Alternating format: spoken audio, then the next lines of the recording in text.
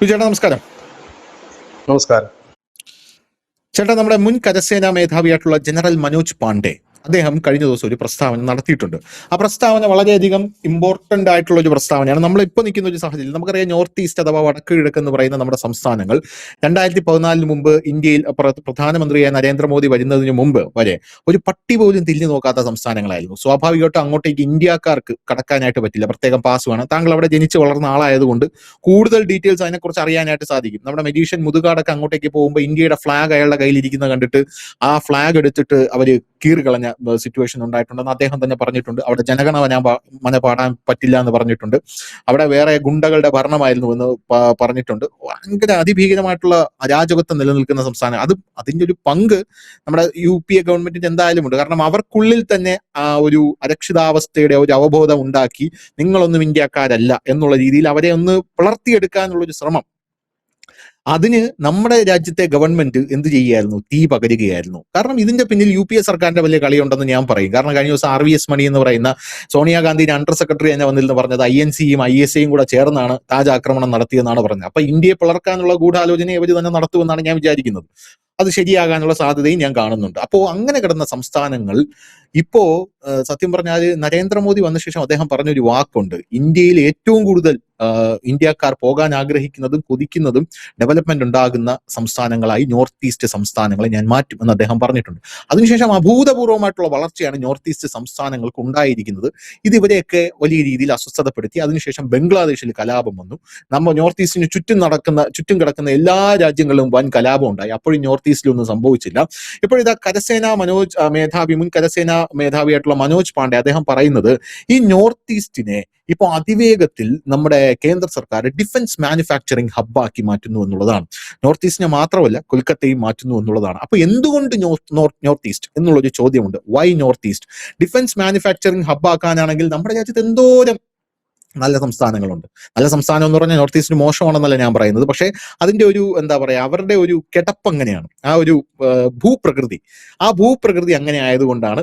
അപ്പോ വടക്ക് കിഴക്കൻ ഇന്ത്യ ചൈന അതിർത്തിക്ക് അടുത്താണ് എന്നുള്ളതാണ് കേന്ദ്രം ഇതിൽ പറയുന്ന ഒരു ഇദ്ദേഹം മനോജ് പാണ്ഡെ പറയുന്ന ഒരു കാര്യം. അവിടെയുള്ള പ്രതിരോധ വ്യവസായങ്ങൾ സ്ഥാപിച്ചാൽ സൈന്യത്തിന് ആവശ്യമായിട്ടുള്ള ഉപകരണങ്ങൾ വേഗത്തിലെത്തിക്കാൻ സാധിക്കും എന്നുള്ളത് ഒരു പോയിന്റ്. കൊൽക്കത്തയുടെ ഒരു പ്രത്യേകത എന്ന് പറഞ്ഞാൽ അവിടെ മികച്ച എഞ്ചിനീയർമാരും മികച്ച വിദ്യാഭ്യാസ സ്ഥാപനങ്ങളും BJP അവിടെ ഭരണത്തിലേറിയ ശേഷം BJPയുടെ ഒരു പോക്ക് എങ്ങോട്ടാണെന്ന് നമുക്ക് മനസ്സിലാക്കാനായിട്ട് സാധിക്കും. അസം ഉൾപ്പെടെയുള്ള വടക്ക് കിഴക്കൻ സംസ്ഥാനങ്ങളിൽ ഇതിനോടകം തന്നെ പ്രതിരോധ വ്യവസായങ്ങൾ വളരാൻ തുടങ്ങിയിട്ടുണ്ട് എന്നുള്ള വാർത്തകൾ പുറത്തു വരുന്നുണ്ട്. ഭാവിയിലെ യുദ്ധങ്ങളിൽ ഡ്രോണുകളും സൈബർ യുദ്ധവും AI-യും വളരെ പ്രധാനപ്പെട്ടതാണ്. പക്ഷേ സൈനികരും ടാങ്കുകളും പീരങ്കികളും ഇതിൽ അനിവാര്യമാണ്. അതിനാൽ പുതിയ സാങ്കേതിക വിദ്യയും പരമ്പരാഗത സൈനിക ശേഷിയും ഒരുമിച്ച് വികസിപ്പിക്കാനായി നോർത്ത് ഈസ്റ്റിൽ ഇന്ത്യക്കുള്ള ഗുണം മറ്റൊരു സംസ്ഥാനങ്ങൾക്കുമില്ല എന്ന് അദ്ദേഹം കൃത്യമായിട്ട് പറയുന്നുണ്ട്. അതിന്റെ കൂടെ നമുക്ക് ചേർത്ത് വായിക്കേണ്ട മറ്റൊരു വളരെ വളരെ പ്രധാനപ്പെട്ട ഒരു വാർത്ത എന്ന് പറഞ്ഞു കഴിഞ്ഞാൽ നമ്മുടെ ചൈന ഇന്ത്യ അതിർത്തിയാണ്. ഈ അതിർത്തിയെക്കുറിച്ച് നെഹ്റുവിന്റെ കാലം മുതലേ തർക്കം നടന്നിട്ടുണ്ട്. കാരണം നെഹ്റു ജീവിച്ചിരിക്കുമ്പോഴൊന്നും തന്നെ ഈ അതിർത്തി ഒന്നും നിർണ്ണയിച്ചിട്ടില്ല. ഇന്ത്യ ചൈന അതിർത്തി എന്താണെന്ന് സത്യം പറഞ്ഞാൽ ഇപ്പോൾ ഉള്ള ഭരണാധികാരി മോദിക്ക് പോലും അറിയുമോ എന്നുള്ള കാര്യം എനിക്ക് ഡൗട്ടാണ്. കാരണം അത് LAC അവിടെ നിർണ്ണയിക്കപ്പെട്ടിട്ടില്ല എന്നുള്ളതാണ്. അതിന്റെ പേരിൽ വലിയ രീതിയിലുള്ള പ്രശ്നങ്ങൾ നടക്കുന്നുണ്ട്. അവിടെ ഇന്ത്യ ഒരു വമ്പൻ നീക്കം നടത്തിയിട്ടുണ്ട്. ലൈൻ ഓഫ് ആക്ച്വൽ കൺട്രോളിൽ മൾട്ടി ലെയേർഡ് സെൻസർ വാൾ ഇന്ത്യ നിർമ്മിക്കുകയാണ് എന്നുള്ളതാണ്. ഈ മൾട്ടി ലെയേർഡ് സെൻസർ വാൾ എന്ന് പറയുമ്പോൾ അതൊരു കോൺക്രീറ്റ് വിദ്യയല്ല. ഇതിൽ ഹൈ റെസൊല്യൂഷൻ ക്യാമറകൾ, ഗ്രൗണ്ട് സെൻസറുകൾ, റഡാറുകൾ, ഡ്രോണുകൾ, ഉപഗ്രഹങ്ങൾ, AI അധിഷ്ഠിത നിരീക്ഷണ സംവിധാനം എന്നിവയുണ്ട് എന്നുള്ളതാണ്. സ്വാഭാവികമായിട്ടും നമ്മുടെ AK ആന്റണി പറഞ്ഞതുപോലെ undeveloped borders are best for India എന്ന് പറയുന്നത് പോലെയുള്ള കാര്യങ്ങൾ ചൈന അവിടെ ഡെവലപ്പ് ചെയ്ത് കഴിഞ്ഞു. നമ്മൾ അതിന്റെ അപ്പുറത്തേക്ക് ഡെവലപ്പ് ചെയ്യുകയാണ്. ചൈനീസ് സൈന്യം നീങ്ങി തുടങ്ങിയാൽ നമുക്കറിയാൻ സാധിക്കും. ചൈനീസ് സൈന്യത്തിന്റെ വണ്ടി ഉരുണ്ടു തുടങ്ങിയാൽ നമുക്കറിയാൻ സാധിക്കും. ചൈന അവിടെ ബങ്കർ നിർമ്മിച്ച് അറിയാൻ സാധിക്കും. ചൈന അവിടെ വിമാനത്താവളം നിർമ്മിച്ച് അറിയാൻ സാധിക്കും. ചൈനയുടെ ഡ്രോൺ ഒരെണ്ണം പറന്നുയർന്ന് അറിയാൻ സാധിക്കും.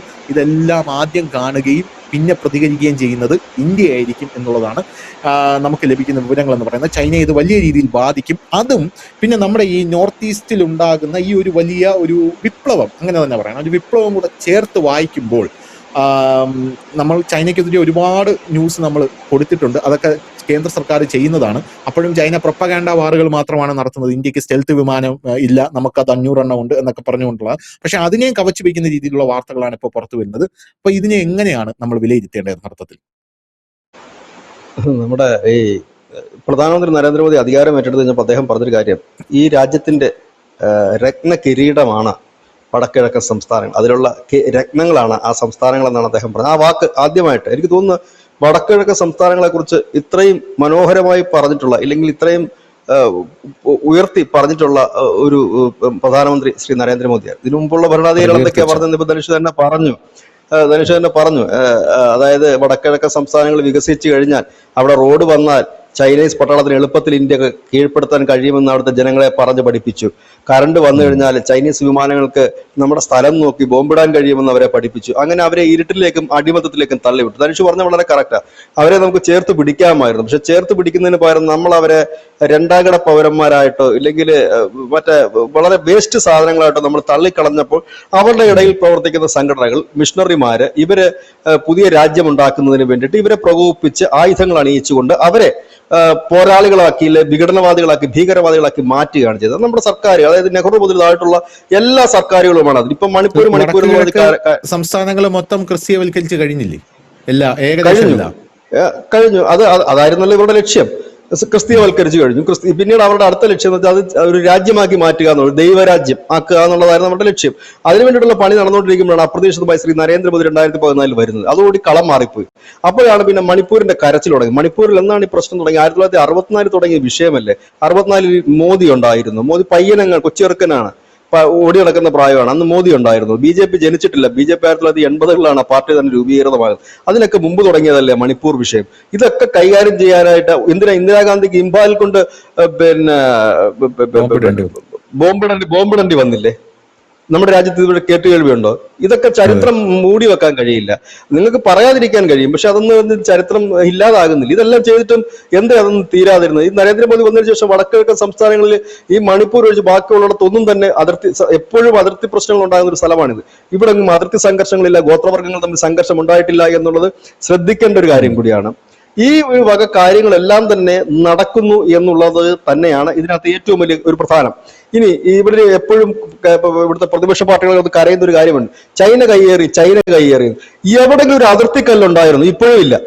ഇപ്പോഴും ഇല്ല അതിർത്തിക്കല്ലുകൾ. അരുണാചൽ പ്രദേശ് തൊട്ട് ലഡാക്ക് വരെയുള്ളത് അതിർത്തിക്കല്ലുകളാണ്. ഈ നെഹ്റു എന്ന് പറയുന്ന മഹാൻ എന്ത് ചെയ്യുകയായിരുന്നു?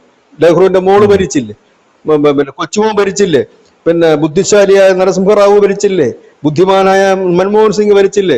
ചങ്കൂറ്റമുള്ള ഇന്ദിരാഗാന്ധി ഭരിച്ചില്ലേ? എന്നിട്ട് ഒരു സർവേ കല്ലിടാമായിരുന്നല്ലോ. അതിർത്തികൾ ഇന്നും തന്നെ കൃത്യമായി രേഖപ്പെടുത്താത്തതാണ് ഇന്ന് ഇന്ത്യ ചൈന ഈ ചർച്ചകളുടെ ഒരു പ്രധാന പ്രശ്നവും. നമുക്കൊരു ഏകീകൃത ബോർഡർ ഇല്ല.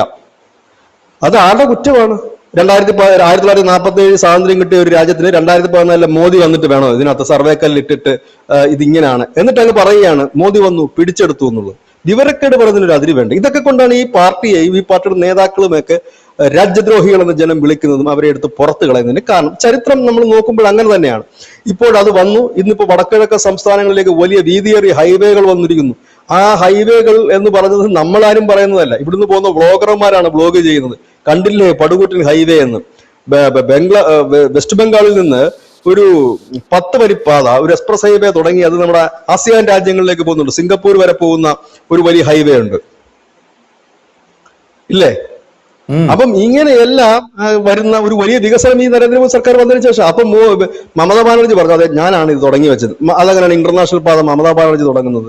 അപ്പം അങ്ങനെയൊക്കെയുള്ള ഒരുപാട് കാര്യങ്ങളാണ് ഇതുവഴി കൊണ്ടിരിക്കുന്നത്. വടക്കിഴക്കൻ സംസ്ഥാനങ്ങളിൽ ഇപ്പോൾ ആയുധ ഫാക്ടറികൾ വരുന്നു എന്ന് പറയുമ്പോൾ, ഒരു ആയുധ ഫാക്ടറി ഒരു സംസ്ഥാനത്ത് വരുമ്പോൾ സ്വാഭാവികമായി ആ സംസ്ഥാനത്തിന്റെ ആംഗിൾ മാറുന്നുണ്ട്, ആ സംസ്ഥാനത്തിന്റെ സുരക്ഷിതത്വം മാറുന്നുണ്ട്, എല്ലാം തന്നെ മാറുന്നുണ്ട്.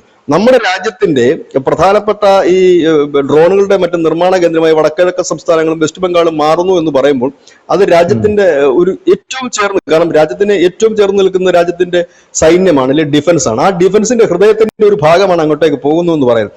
ഒന്ന്, അവിടത്തേക്ക് നമ്മുടെ ലോജിസ്റ്റിക്കിന്റെ വലിയ പ്രശ്നമുണ്ട്. അതുകൊണ്ട് തന്നെ ഏറ്റവും എളുപ്പത്തിൽ ആയുധങ്ങൾ അവിടെ എത്തിക്കാൻ കഴിയുക അതിർത്തി തന്നെ. നമ്മൾ ചൈനയുടെ വാർത്തകൾ കാണുമ്പോൾ ചൈനയുടെ അതിർത്തികളിലാണ് അവരുടെ ഫാക്ടറികൾ, മിസൈൽ ഫാക്ടറികളും മറ്റുമൊക്കെ സ്ഥാപിക്കുന്നത്. അതിർത്തി പ്രദേശങ്ങളിലാണ്. കാരണം അത് അവർക്ക് നിർമ്മാണം കഴിഞ്ഞ് പെട്ടെന്ന് തന്നെ അത് ഉപയോഗിക്കാനും മറ്റും കഴിയും.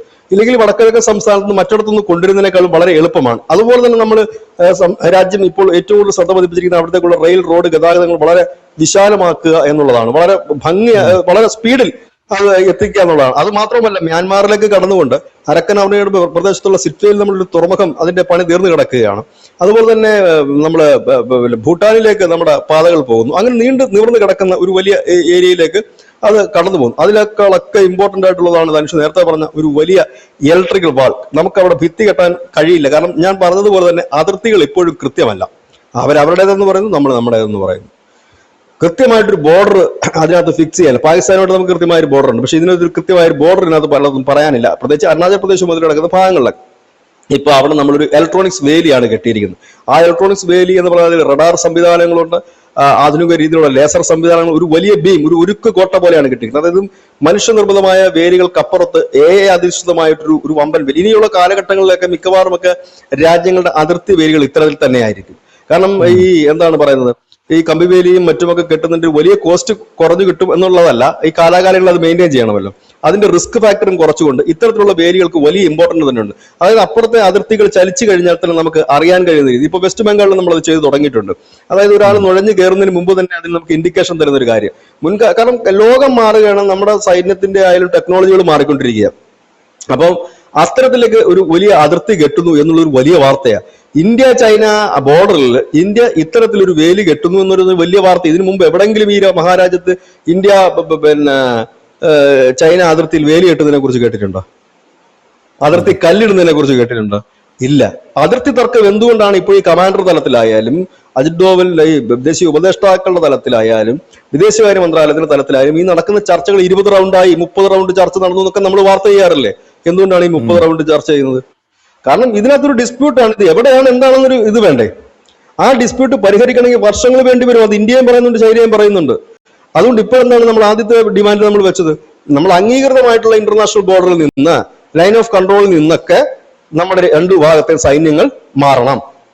അതാണ് നമ്മൾ വെച്ചിരിക്കുന്ന ഡിമാൻഡ്. അതല്ലാതെ മറ്റേ പ്രശ്നങ്ങൾ അത് പറയുന്നുണ്ടല്ലോ, ചൈനയും പറയുന്നുണ്ട്, ഇന്ത്യയും പറയുന്നുണ്ട്. അത് വർഷങ്ങളെടുക്കും ഈ അതിർത്തി ക്ലിയർ ചെയ്ത് വരാനായിട്ട്. കാരണം ഈ അതിർത്തി ക്ലിയർ ചെയ്യാന്ന് പറഞ്ഞാൽ അത്ര എളുപ്പമുള്ള കാര്യമല്ല. അത് ഒരുപാട് തർക്കങ്ങൾ. നമ്മുടെ നാട്ടിൽ തന്നെ ഒരു വേലിപ്പത്തിലിടണമെങ്കിൽ തന്നെ എത്ര ദിവസം ചർച്ചകളും കാര്യങ്ങളും നടത്തിയിട്ടാണ് നമ്മൾ കൊണ്ട് കുഴിച്ചിടുന്നത്. അതും വില്ലേജിലും കാര്യങ്ങളിലും ഒക്കെ സ്കെച്ചും പ്ലാനും എല്ലാം ഉണ്ടായിട്ട് പോലും വലിയ റിസ്ക് ആണ്. അപ്പോഴാണ് ഇങ്ങനെ ഇല്ലാത്തത്. ഇതിനകത്ത് ആരെയാണ് നമ്മൾ കുറ്റപ്പെടുത്തേണ്ടത്? ഒരു രാജ്യം സ്ഥാപിച്ചെടുത്തു, ഈ രാജ്യം സൃഷ്ടിച്ച ഞങ്ങളാണെന്ന് പറയുമ്പോൾ എവിടെയാണ് നിങ്ങൾ ഈ രാജ്യം സൃഷ്ടിച്ചു വെച്ചിരിക്കുന്നത്? നിങ്ങൾ ഇതൊരു നാട്ടുരാജ്യമായി കൊണ്ടു നടന്നിരുന്നു. നിങ്ങൾ കുടിച്ചു കൂത്താടി ഉന്മാദമായി നടക്കുവാൻ വേണ്ടിയിട്ട് അന്ന് ഒരു പക്ഷേ ഇത്രയും ജനസംഖ്യയും ഈ രാജ്യത്ത് ഉണ്ടാകുമെന്ന് അവർക്ക് ഒരു ദീർഘവീക്ഷണം ഉണ്ടായി കാണില്ല. ഇത്തരം ഡെവലപ്മെന്റ്സ് ഉണ്ടാകുമെന്നോ ഇവിടെയുള്ള ജനങ്ങൾ പുരോഗമിക്കുമെന്നോ ഒന്നും ഈ നെഹ്റുവും പിന്നെ ഈ പറഞ്ഞ ഇന്ദിരാഗാന്ധി ഒന്നും ചിന്തിച്ചിട്ട് പോലും ഉണ്ടായില്ല. ഇപ്പൊ അത് മാറി ഒരുപാട്. കാരണം ഇന്നെങ്ങാനൊക്കെ ഈ പറയുന്ന ടീമുകളൊക്കെ വേണമെങ്കിൽ നാട്ടുകാർ ഓടിച്ചിട്ടടിക്കും. അതേ രീതിയിലാണ് ഈ രാജ്യത്തെ കൊണ്ടു നടന്നുകൊണ്ടിരുന്നത്.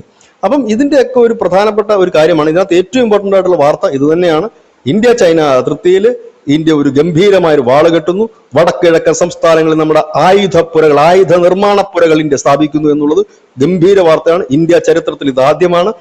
അത് ഒരു ഭാരതീയൻ എന്ന നിലയിൽ, ഒരു രാജ്യസ്നേഹി എന്ന നിലയിൽ നമുക്ക് ഒരുപാട് അഭിമാനം തരുന്ന ഒരു വാർത്ത കൂടിയാണത്.